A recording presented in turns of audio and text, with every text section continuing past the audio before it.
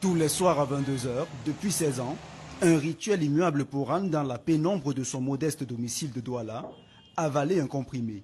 Un médicament antirétroviral en ARV pour rendre indétectable sa charge virale du VIH. Un traitement gratuit jusqu'ici, mais qui pourrait ne plus l'être en janvier prochain. Actuellement, pour mes comprimés, les ARV, je ne dépense rien. Il n'y a que le transport que je paye pour aller les chercher.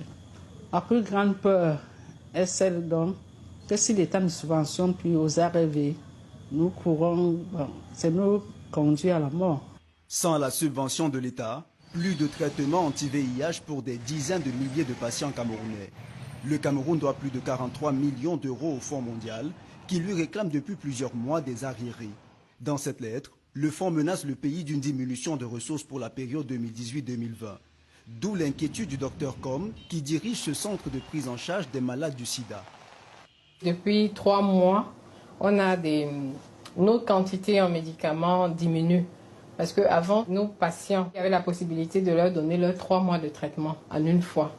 Mais depuis le mois de mai, juin, on ne peut plus. Nous, on pense que c'est déjà les débuts de conséquences de ce non-respect de subventions.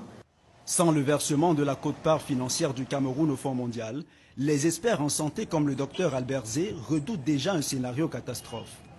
Si le Fonds mondial se retire aujourd'hui, nous aurons vraiment un État qui sera suffisamment asphyxié et un système de santé carrément qui ne pourra pas répondre efficacement à cette situation qui sera forcément une situation de crise. Jusqu'ici, le ministère de la Santé n'a pas donné suite à nos demandes d'interview, alors qu'un compte à rebours a commencé pour les dizaines de milliers de séropositifs sous traitement au Cameroun.